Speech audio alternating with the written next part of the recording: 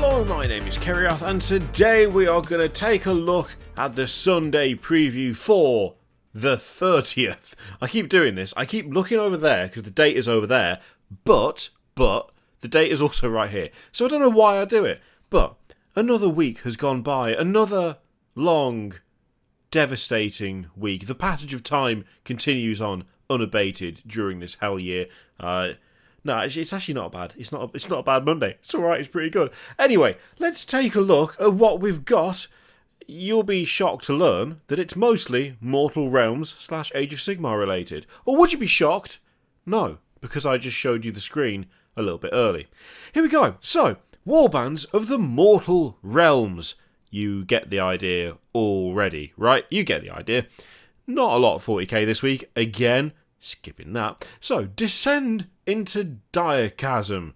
The new season of Warhammer Underworld starts here. Deep in Beastgrave, new caverns have opened at the Living Mountain's roots. Here in Direchasm, ancient treasures await those bold enough to explore and powerful enough to survive. Is that you?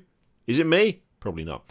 So, we have Warhammer Underworlds Direchasm is what they're basically getting at, and I have to admit that whilst Underworlds it's still not something that I've managed to do anything with outside of banding. Where is your god now? Buying a single warband and then converting it, because what else do you expect from me, frankly? The models do look good for this lot. So, we've got the Lumineth Realm Lords, which are this lot here, as you can tell.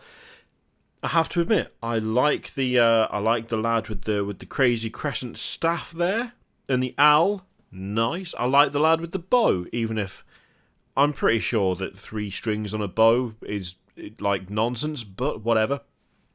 Chap with the sword, excellent. I'm still not 100% with them on the cow hats. The cow hat croquet mallet combination is still something that I'm not 100% sure on, but the rest of them look really cool, and I have to admit that I do like the bases. Although they're all standing on a rock, the rocks are, part of the scenery, and there's some nice poses going on there. It makes them look quite dignified and well balanced, as you'd expect elves to be. Not bad, but the thing is, they're up against the head knights of the Dread Pageant, which of course is Slaanesh, and these are some excellent sculpts. The beast man with the big claw there is spot on. Absolutely love that lad. Looks solid.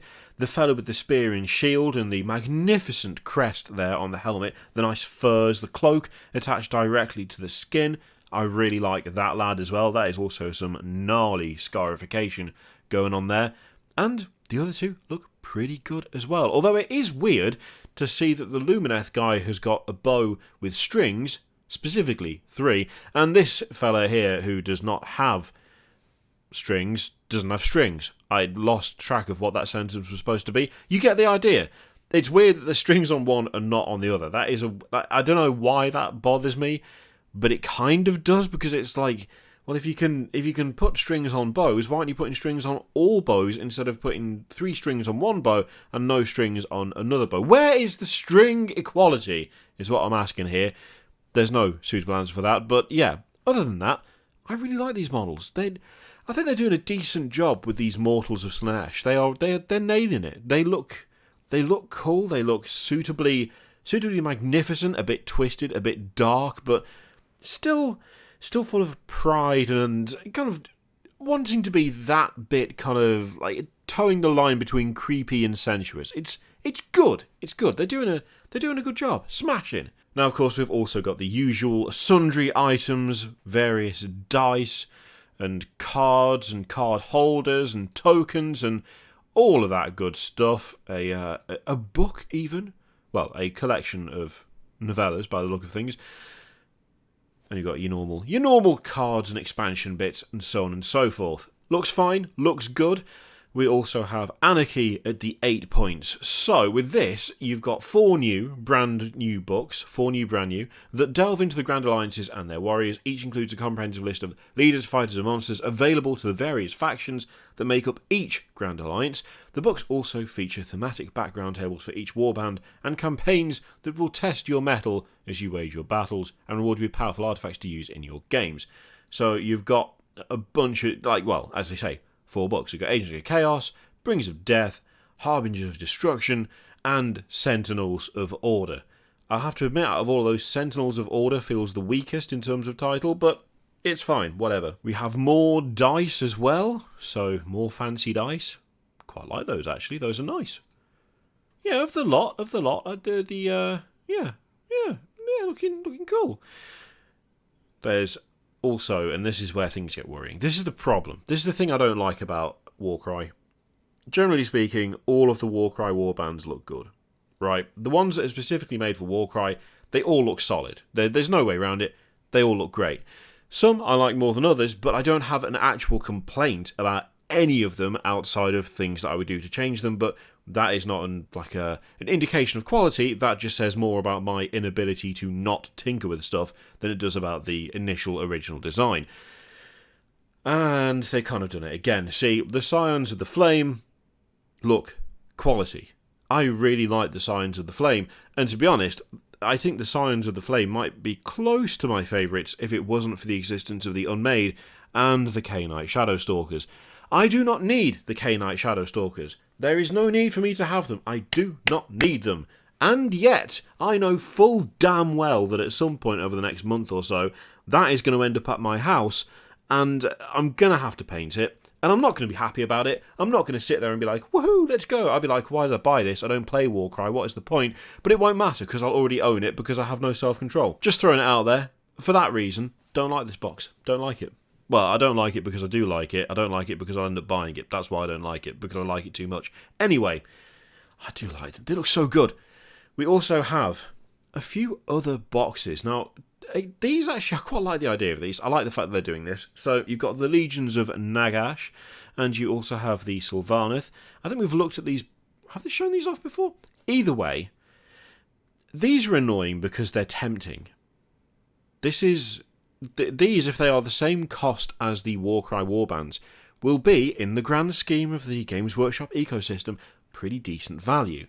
And it makes it incredibly tempting to go, oh, I could kit bash something fun out of those. Or, oh, I could try painting a bit of Sylvaneth. I've always fancied painting them on the Tree Lads. This would be a good way to dip your toe. This would be a nice way to just see what it's like. And then before you know it, you've got a full army. And that's how they get you. And they know this, and I know this, and yet, quite like these two boxes. I will say, the skeleton kit that's in here, the Skeleton Warriors, that is a decent kit. I do already have that kit. And I have already put it together. I used it for D&D, not anything Age of Sigmar related, but still, it's a fun kit and there's lots of extras in there, which, again, makes things like that kind of tempting. Get away from me, Games Workshop. Stop it. I do not wish to spend money. Except I kind of do.